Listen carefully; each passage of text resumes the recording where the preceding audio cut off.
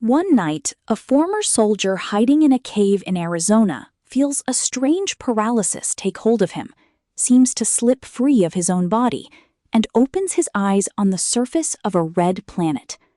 Gravity here is far weaker than on Earth, so every step becomes an enormous leap. Around him stands a warlike people, green-skinned, four-armed, entirely unlike anything human. And before long, he will meet one of the most remarkable women on the entire planet, red-skinned, born from an egg, and a princess.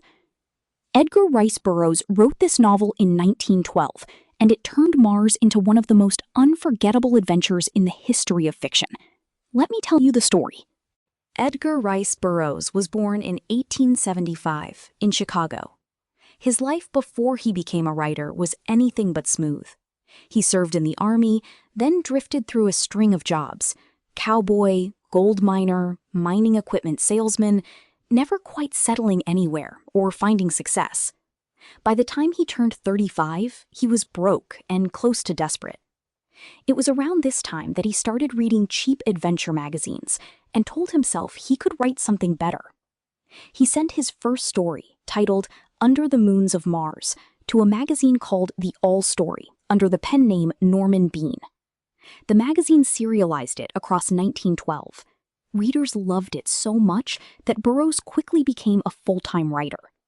The story was published as a complete book in 1917, under the title A Princess of Mars.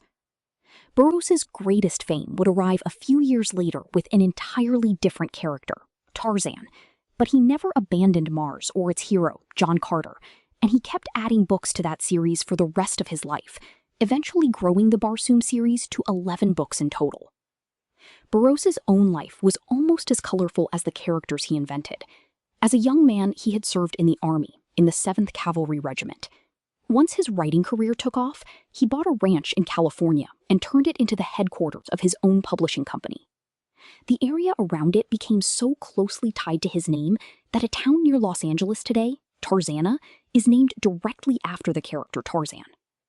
In 1923, he founded his own publishing company and kept full control of the rights to his own work, making him one of the shrewdest businessmen among the writers of his day.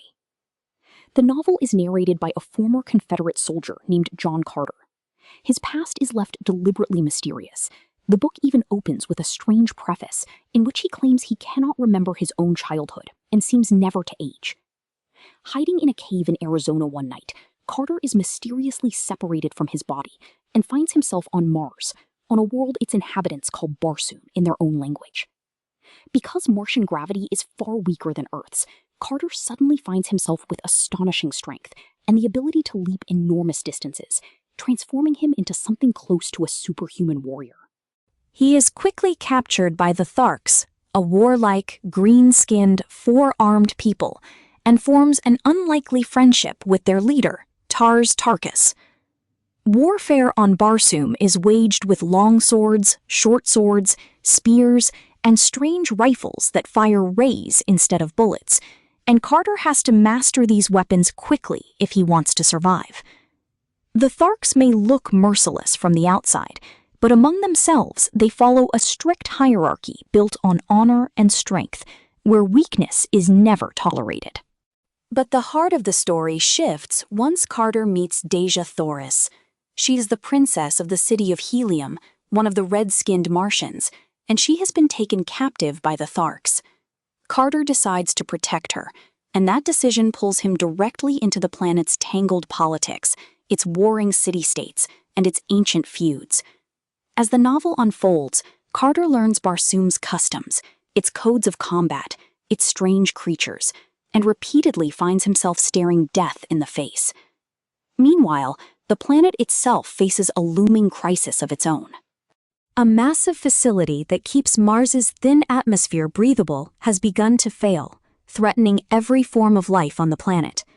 Carter's devotion to Dejah Thoris and his effort to help save the planet become tightly woven together in the novel's final stretch. I will not tell you here what is ultimately won or lost, but I can tell you that Burroughs built this red planet with such vivid, detailed imagination that readers have been following Carter across it for more than a century. Throughout the book, Barsoom has its own history, its own languages, its own customs, even its own religious beliefs, and Burroughs constructs this world with such care that the reader begins to feel Mars as a real geography rather than an invented one. Two small moons, Thuria and Chloros, cross the Martian sky, quite unlike Earth's single moon. Every Martian people is born from an egg, and swordsmanship is treated as something close to a sacred art across the planet. Carter's truest friend among the Tharks is Sola, a woman within that seemingly harsh people who shows him real kindness, and their friendship carries some of the most human moments in the entire book. What makes A Princess of Mars so effective is the way it drops a familiar kind of hero into a completely alien world. John Carter functions as a guide for the reader, and we discover Barsoom right alongside him. This novel is considered one of the earliest examples of ideas that later became standard in science fiction and fantasy. A hero swept away to a foreign planet, sudden superhuman abilities, warring civilizations, an exotic love story crossing worlds.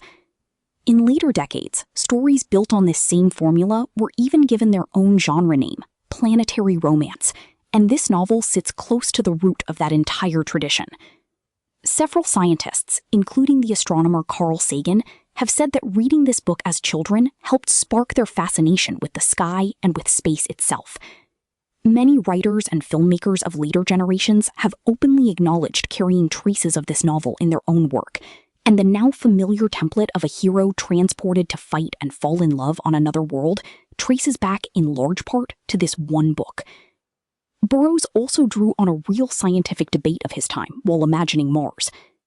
The astronomer Percival Lowell had popularized a theory, later disproven, that artificial canals crossed the Martian surface, and that idea captured the public imagination throughout those years.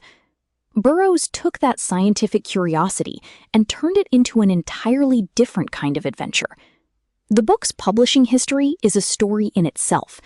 It first appeared in 1912 in a magazine under the title Under the Moons of Mars, credited not to Burroughs' real name, but to the pen name Norman Bean. It did not become a proper book until 1917. This novel is frequently cited as an influence on countless later works of science fiction, and the basic idea, an Earthman transported to another planet who gains extraordinary physical power there, became a template that shaped countless heroes in the decades that followed. This book is also the first entry in a longer series. You can find another book from the Barsoom series, Thuvia, Maid of Mars, on this channel as well. The novel's influence reached the movie screen too. In 2012, Disney produced a big-budget adaptation titled John Carter, and although it did not achieve the box office success the studio had hoped for, its existence alone proved that a story written more than a century earlier still felt worth telling on the biggest screens available. We now know that Mars has no real canals, but the red planet Burroughs imagined has kept a life of its own in literary memory, quite apart from the science that first inspired it.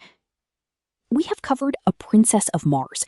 Created by Edgar Rice Burroughs, this adventure across a red planet remains one of the foundational works of science fiction. If you would like to listen to the complete book as an audiobook, you will find the link in the description.